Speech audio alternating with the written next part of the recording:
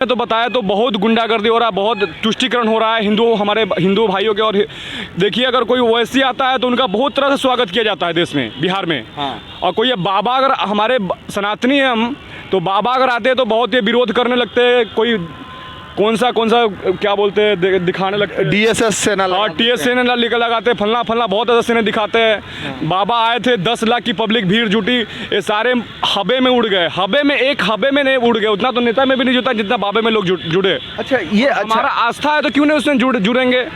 जब हमारी बात करें, हिंदू राष्ट्र की बात करें, हिंदू यहाँ पे 80-90% जब हिंदू है तो हिंदू राष्ट्र क्यों नहीं हो सकता हमारे भारत में, क्यों नहीं हो सकता है। जब इस्लाम स्टेट इतना हो सकता है तो हिंदू राष्ट्र क्यों नहीं हो सकता है। जो सारे हिंदू जब बोलेंगे, एक साथ होकर बोलेंगे, एक आवाज़ में बोलेंगे, तो क्यों नहीं हो सकता है। अच्छा, तो हिंदू राष्ट्र बनाने के लिए सब हिंदू को एकजुट होना पड़ेगा। जी हाँ, जैसा आपका कहना है। तो क्या हिंदू राष्ट्र बनाने के लिए जो हिंदू एकजुट होंगे, तो क्या हिंदू एकजुट हैं? सारे एकजुट है, धीरे धीरे सारे एकजुट हो गए हैं। थोड़ा इधर उधर है, नहीं तो सारे एकजुट है। हाँ, और हम तो अपने देखिए बिहार तो इतना, हमारे देश में कोई हाथ में कलावा पहन के, धर्म छुपा के हमारे हिंदू बहने के साथ जो बहुत गलत कर रहे हैं, बहुत गलत कर रहे हैं। हिंदू बन के उनको पटा रहे हैं, फिर क्या कर रहे हैं। देखिए अभी साक्षी घटना हो गया, श्रद्धा घटना हो गया, कैसे चिकन मटन की तरह काट रहे हैं, उसी तरह काट रहे हैं हमारे हिंदू बहनों को। और ये साक्षी घटना हो गया, सब कम से कम 20 बार चाकू मारा जा रहा है, उससे भी मुझका मन नहीं भरा तो ये पत्थर मार दे रहे हैं। कम से कम ये सब क्या हो रहा है हमारे देश में। अच्छा, एक चीज़ जानते हैं, जैसे लव जिहाद, आज का मैटर बहुत दर्दनाक है। बहुत सारे तमाम ऐसे मुद्दे आए हैं जिसमें बेटियों को मार दिया गया है, रेप कर दिया गया है, चाकू मार कर रोड पे मार दिया जा रहा है। मतलब बिना किसी निडर के, मतलब ना डर है ना भय है उन लोगों को।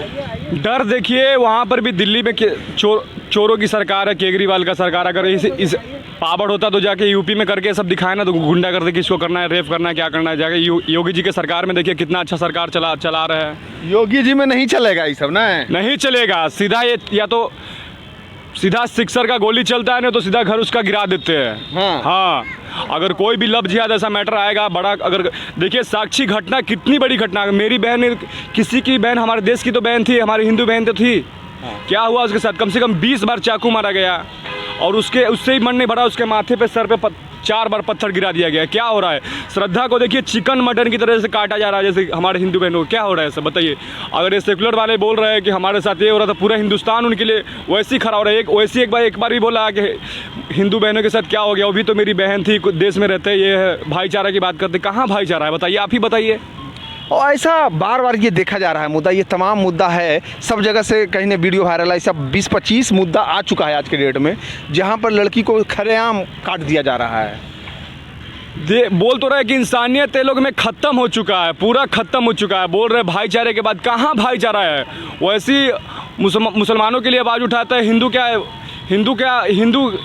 लिए क्यों नहीं आवाज़ उठाते। एक बार भी क्यों नहीं बोलते कि देखिए गलत हो रहा है। खाली सेक्युलर की बात करते हैं। जब मुसलमान के साथ होगा तो पूरा टुकड़े गैंग वाले ये सब खड़े हो जाएंगे। बताइए साक्षी भी, वो भी तो दलित थी, कोई थी कि नहीं थी, वो चली गई कि नहीं इस दुनिया से। कौन खड़ा हुआ उसके लिए।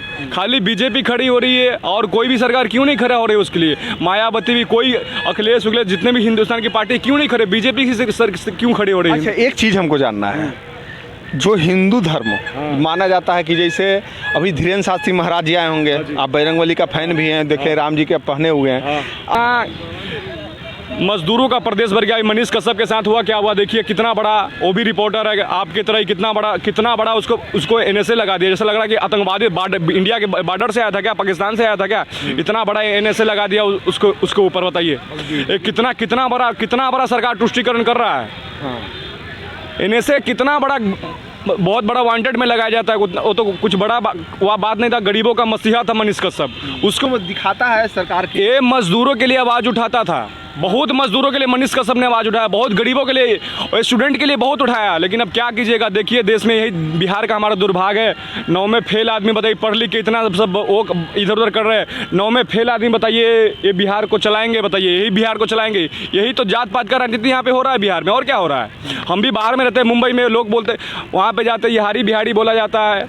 वहाँ पे जाते तो यारी बिहारी बोला जाता है। अगर हमारे बिहार में अगर काम होता तो हमें बम्बई जाना क्या जरूरी था? कुछ नहीं जरूरी था। हमें यहाँ पे काम ही नहीं है, मजदूरों का देश हो गया। यही मनीष कश्यप उठाया तो इतना बड़ा मुद्दा उनको बताओ, ऐसा फंस गया, ऐसा घुमा दिए सरकार की, क्या बताए अब क्या ना बताए। हम तो बहुत गरीब परिवार के, बहुत घुमा फिरा के मनीष कश्यप को फंसा दिया गया ना।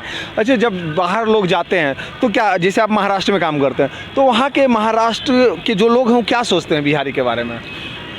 बहुत बुरा सोचते हैं, बोलते हैं कि तुम्हारे गांव में काम नहीं है क्या? बहुत तरह की बात करते हैं कि तुम्हारे गांव में रहना चाहिए यार, अपने फैमिली छोड़ के जाता है, अपने गांव में काम करनी चाहिए, थोड़ा ही कमा। हमको लगा सर वहाँ पे काम नहीं है तो क्या करें, अभी चले आते हैं तो कुछ दिन के बाद कुछ बीजेपी की सरकार जब बनेगी तो वहाँ पे कुछ काम आ जाएगा। जैसे यूपी में देखिए अभी गंगा की धारा बहते हैं, लोग कहते हैं कि राम मंदिर से क्या रोजी रोजगार मिलेगा? राम मंदिर से हम कहते हैं 1 नहीं 2 करोड़ लोग को रोजी रोजगार मिल रहे हैं। 2 करोड़ के आपके कैमरे पे बोल रहे हैं, 2 करोड़ लोग को। वहाँ पे मुसलमान भी सामान बेचता है और हिंदू भी सामान बेचता है। जाके देख लीजिए जब अयोध्या चालू होगा, अभी ज़्यादा नहीं 4 महीने 5 महीने में चालू होने वाला है, वहाँ पे देखिए पूरा इंडिया से नहीं पूरा वर्ल्ड से लोग आएगा। फिर आप हरिद्वार में जाके देख लीजिए, गए में जाके देख लीजिए। उसको अगर बिहार सरकार अगर बढ़ावा देगी, किसी का रोजी रोजगार चलेगा तो रोजी रोजगार चलेगा ना, जब टूरिस्ट प्लेस का बढ़ावा देंगे तभी तो लोग आएंगे। अच्छा, यहाँ क्या लगता है, यहाँ का जो जनता है फंसा हुआ है, वो किस बेसिस पे फंसा हुआ है? जाता तो जातिवाद पे ही फंसा हुआ है। ज़्यादा करके बोल तो कोई बोल रहा है जादव है, कोई बोले फलना है, कोई चिल्ला है, तो ये सब जात पात पे राजनीति भला होने वाला किसी का नहीं है।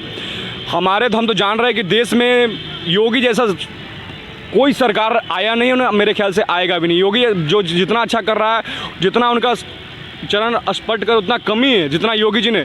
कोई अपना परिवार क्या कोई परिवार अपना छोड़ता है क्या बताइए? कोई उनके क्या आगे पीछे है, बाल बच्चे क्या उनका? कोई लोग इंसान जीते किस लिए? अपने बच्चे के लिए, अपने बीबी के लिए, कि मेरा बच्चा IPS बनेगा तो ये बनेगा, तो पुलिस अपने बाद DM बनेगा, CM बनेगा तो ये बनेगा। बाबा जब सन्यासी हम सनातनी है तो मेरे लिए तो भगवान ही है मोदी योगी, और क्या भगवान से कम थोड़ी ना, वो सनातनी है।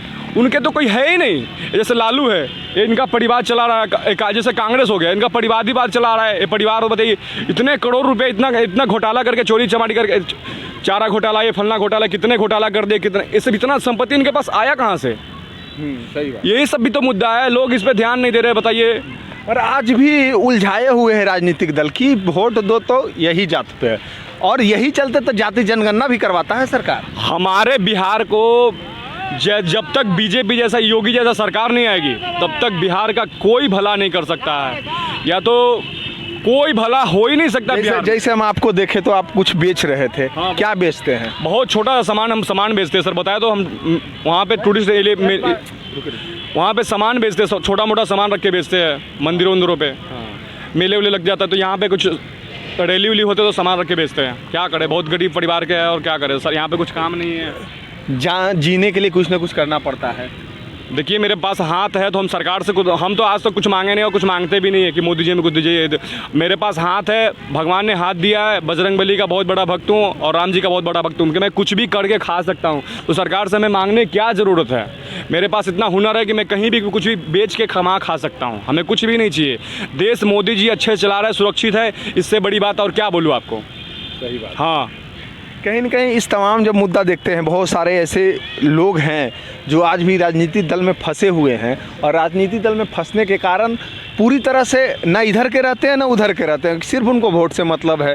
तो वैसे लोगों को क्या कहना चाहिए? ये सिर्फ पप्पू यादव जैसे देख रहे सारे, ये तो बड़गलाने, पूरे बड़गलाने में रहते हैं कि कभी कुछ बोलते हैं, कभी कांग्रेस की तरफ बोलते हैं, कभी बीजेपी की तरफ, कभी किसकी तरफ बोलते हैं, कुछ पता ही नहीं उनका, कुछ अस्तित्व ही नहीं है कि क्या कुछ बोल रहे हैं। कुछ दिन पहले मनीष कश्यप के साथ थे, जब जेल गया तो वो खराब हो गया। फिर अरे बोले तो इनका कुछ नहीं है, ये लोग कुछ पे टिकने वाले नहीं है। बताइए, ये पलटू राम चाचा इतना बार पलट गए, बताइए इतना बार पलट गए, क्या बिहार को चलाएंगे? बताइए, एक बार दो बार पलटते तो बिहार की जनता कुछ समझ भी जाती। इतना बार पलटे कि ये बिहार को कौन दिशा में लेके जा रहे हैं, तो सब पूरा देश और युवा सब जाग चुका है, हम लोग भी पूरा जाग चुका है। नीतीश और लालू से कुछ नहीं होने वाला है जब तक योगी। अच्छा, आपको क्या लगता है कि बिहार में कौन ऐसा नेता आएगा जो कुछ न कुछ चमत्कार करेगा?